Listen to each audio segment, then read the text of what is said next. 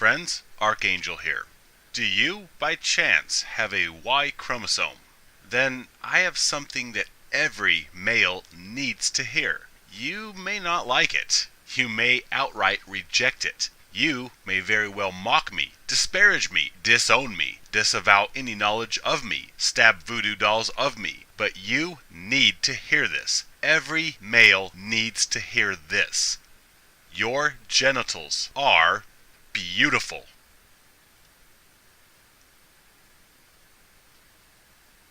How did that make you feel? Gross? Maybe fruity? Well, I'm about to turn up the awkward. You, the guy listening, your penis is beautiful. Your testicles are beautiful. Your scrotum and perineum, your entire male anatomy is wonderful. That's right, you heard me correctly. Your anatomy is beautiful. Now, what is your knee-jerk reaction to all of that? If you said, "Yeah, I know," then you are doing something right. However, if you, as most males, find this all just wrong and offensive, then you have work to do. If I, a male, tells you that your genitals are awesome, do you immediately dismiss this? Do you immediately retreat to images of female anatomy to ward off fears that you might be gay if you acknowledge beauty in male genitalia? Maybe you find your personal genitalia tolerable, but male genitalia as a collective? Ugh, disgusting.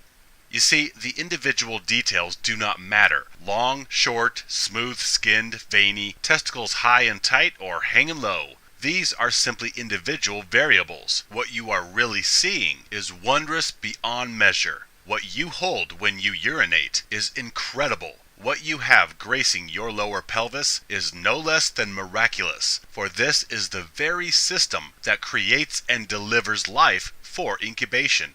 You do not have to be sexually aroused by a thing to see beauty in it. Now, males as beings are beautiful, although the entire world, including males themselves, will tell me how wrong I am about this. However, I need to focus on male genitalia, because the besmirchment of male genitalia specifically by everyone is a blatant, in-your-face demonstration of greater male contempt and devaluation by everyone, especially males themselves. Males need reconciliation with their greatness, and they need harmony with their anatomy, rather than see it as some mutant appendage that is separate from them, some alien body part that controls you and makes you engage in sexual behavior and monopolizes your thoughts. We are steeped in male anatomy slander everywhere in the world. We are told that nasty malformation hanging between your legs is an abomination that needs to be covered at all times. Essentially, your Y-chromosomed anatomy is a point that you should be ashamed of, because that alien mutation makes you abuse women. The same women that think it is an ugly thing, which they would rather not look at. But if they have to, they may as well try to make it look less disgusting. So they hack up their son's most precious anatomy at birth, as a way of putting their brand on this nasty slab of meat that everyone despises, and everyone makes fun of and abuses. All that hate and contempt spewed onto the most miraculous of body parts. What did Mr. Johnson possibly do to deserve all of this? Nothing, really, because penis and testicles are proxy symbology. We detest males, and we demean that which makes a human male. Restoring the glory of male genitals is far more important than most people think. Even in male empowerment spaces, guys flippantly mock or demean their own anatomy with derogatory comments or descriptors. I have observed many awakened males with great messages who still use derogatory references to male anatomy, which means that while they may disagree with divorce or selective service inequity, they still subscribe to the devaluing of the male anatomy, which is a very literal and metaphoric devaluing of males as beings. Now, if we need to talk ill of male anatomy, then we need to talk ill of female anatomy. For instance, say fat bags and meat flaps instead of boobs and vaginas, because the same spirit of depreciation should be used regarding both sexes' anatomy. But we all know this is not the case. We see fit to use all kinds of negative descriptors of male genitalia in the company of anyone, family, friends, toddlers, but we would not dare use negative vagina monikers in the company of ladies or children or anyone for that matter. Most people dare not even talk about the holy vagina in public or if there is a female anywhere within a 5-mile radius of the vicinity. We still bow to female approval. Now, males awakening, this is great, but you have to complete your deprogramming. Preaching about male disposal inequity is wonderful, yet if you still labor under the assumption that you are somehow less in worth or physical or genital beauty, then you are, on a subconscious level, acknowledging female superiority here, and eventually this unhealed self-loathing will cause you to relapse and chase meat-flap deities once again. Seriously, you have to come to terms with the wondrous nature of your genitals. You have to realize that you and your sexual anatomy are beautiful. This sounds silly. However, this is one of the hardest things that males will do, finding beauty in themselves. Because this is counter to everything they have ever been taught, namely that males are vile demons and females are beautiful angels. Most males, no matter how awake they are to male devaluation and disposability, most will never be able to see themselves nor their physical structure as beautiful. This is how complete the brainwashing is. Most know male mistreatment is wrong, yet when they are all alone, they still cannot reconcile male and beauty. So, look at yourself naked. And instead of hearing automatic, incessant gynocentric dialogue run through your head like, ew, gross, that's disgusting, it looks funny, it's not big enough, blah, blah, freaking blah. Instead, say, wow, I am freaking awesome. In fact, look at yourself naked in a mirror and say, I am beautiful. No, really, say this out loud. It sounds silly and ridiculous, but do it anyway. You see, humans elevate females and devalue males. And what makes a male male and not a female? Their sexual anatomy. So we obviously slander the very structures that make them the mutant demon spawn they are and not benevolent angels.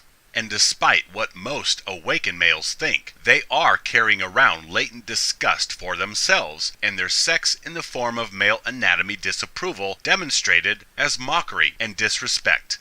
This is huge. I cannot emphasize this enough. You need to see your genitalia as wondrous and miraculous and yes, beautiful. Females see theirs as beautiful and look how everyone respects and reveres their anatomy.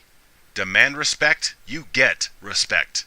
You see, if you allow disrespect for such a significant identifying portion of yourself, you open the door to devaluation of the whole self.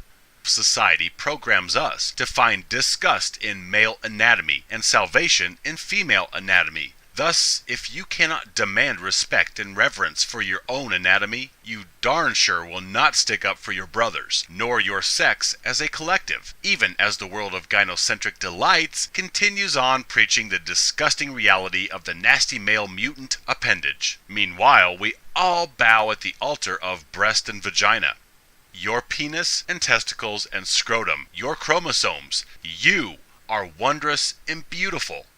As you are listening to this and thinking how stupid or gay this all seems, pay attention to your reactions. These are the automated reactions gynocentrism has beat into you. You think you are awake because you see sitcoms that mock fathers or husbands, or because you watch spoiled housewives put on pink cat hats and march with other chicks for more entitlements. But if you still carry around loathing or contempt for yourself or your genitalia, which is the literal biological representation of male, then you still subscribe to male devaluation. Seeing yourself as valuable will cause rejection of disrespect, and this will finally begin to remedy the dehumanization and devaluation thrust onto males. It all starts with rejecting mistreatment. You do not suffer the mistreatment of something that you vehemently value. I observe males talking empowerment who do not really value themselves because on some level they still see females as better and praise their anatomy as superior. Value reclamation starts with valuing the very anatomy that makes you disposable in society's eyes. You need to stop disrespecting male anatomy in general. But really, in a perfect world, I would have you begin to see yourself as wondrous. Look beyond the grossness that everybody labels male genitalia as being. Look beyond the alpha-beta paradigm of competition and who has a bigger phallus. Look beyond all the misandristic rhetoric, and you see that you are glorious. You are beautiful. Your genitals are the seed of life. They are why we exist. You are the prize. Know yourself as the prize. Know that your intelligence, your physical ability, your creative capabilities, your caring and compassion, your genitals, you are the prize. And prizes demand respect from their environment. Start off easy. Try to see your anatomy as not so disgusting and work with that for a little while. Then maybe try seeing everything as a little less disgusting than before, then a little less than that, and a little less than that, until eventually one day you will reach a point where your genitalia is not good or bad, it just is. And if you keep going with this, maybe one glorious day you will see the positivity and beauty in your genitalia and finally dish out the respect that your magic place actually deserves, the respect that society has denied you all your life. To escape your suffering, you need to overcome the brainwashing and heal yourself. And like it or not, this means seeing yourself and your genitalia as beautiful, wondrous, not disgusting as the propaganda programs you to believe.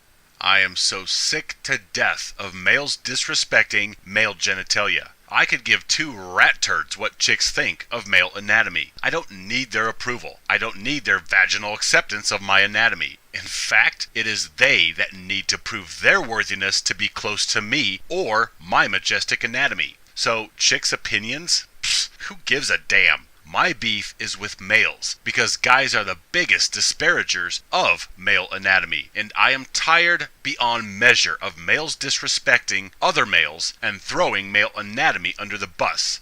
Sure, you can fight inequity without liking your anatomy or seeing yourself as beautiful. You can dislike certain aesthetic conditions about your anatomy, but allowing the wholesale slander of male anatomy while simultaneously elevating and worshiping female anatomy. How are you not seeing any problems here? Really, are you kidding? In days gone by, males were proud of their anatomy and were often naked, as in the first Olympic Games. Now, we have to mock, slander, and cut up the male anatomy just to get female approval, so she might one day touch males and their nasty pee-pees, that mutant appendage that controls their thoughts and actions. We abuse and belittle the literal fountain of life, and nobody thinks this is a problem? Do you honestly think that you can be free of gynocentrism and still mock male anatomy? There are many levels of awakening, which is why we say the rabbit hole goes deeper and deeper. At first, you become aware of male devaluation. Then you blame feminists. Then you hunt unicorns. Then you realize recreational interaction with females is a negative and romantic abstinence is the only remedy, and thus males come across monk philosophy. There are so many stages, from blue to red to purple pill, and then back and forth over and over again. Yet all are incomplete until you heal yourself. Understanding the volume and depth of the indoctrination saturating males and seeing red pill males still exhibit signs of self-loathing in the form of anatomy degradation, I realize that to truly heal, you need to overcome the crap that gynocentric slaves have put into your head, which means overcoming the notion that you are less than any female in worth or beauty. I am not saying be sexually attracted to male anatomy. I am simply saying understand that you are the prize. Your anatomy is wondrous, and stop allowing people to disparage the male anatomy. The world views male genitalia as a negative and as being gross, which is why guys cavalierly talk about blowing loads or busting nuts or getting the poison out, because they see ejaculation as a lesser function, a gross function, and when they blow a load all over a chick, they may laugh when telling friends about this because the chick got this nasty juice all up in her hair. Even as I write this, I can hear males within earshot talking about how nasty cum is. No joke. Which means that they see their anatomy and the associative functions as gross, inferior to a female's glorious, wondrous workings. Nearly all males treat ejaculation as throwaway slime. To most, ejaculate is as disposable as the male masturbating in the shower. Instead, males should understand that they spill life essence when they come, and to have respect for this, rather than disgust or jokes as they reach for the box of Kleenexes. See ejaculation as a wondrous event, a wonder that most females are undeserving of. That's right, females are unworthy of your sexuality. You are that miraculous and amazing. So how do we bring glory back to the male anatomy? Simply start by not making fun of penis or scrotum or ejaculation and voice disapproval when anyone else does.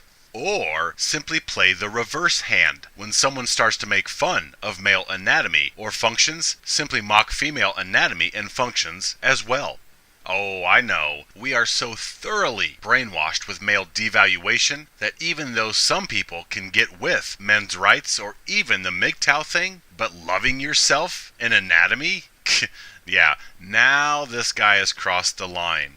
But gentlemen, when I bring the word beauty anywhere close to male, feel the resistance inside yourself. How you have the urge to deny and mock everything I have said here, and realize that this resistance to seeing yourself and your anatomy as wondrous or beautiful, all this resistance is automatic gynocentric programming taking over your conscious thought process. You can stand on a soapbox, or you can ghost from society. Yet if you carry their prejudices with you, you are not free of anything. And seeing male anatomy as anything less than female anatomy is carrying plantation beliefs with you, and you are not free. Yes, you may be free of dating leeches or wasting money, but you still carry the seeds of male loathing that causes males to seek out females as salvation from their wretched anatomy and existence in the first place. We have to see males as glorious and wondrous. Then the healing can begin. I do not know how to put this any more simply.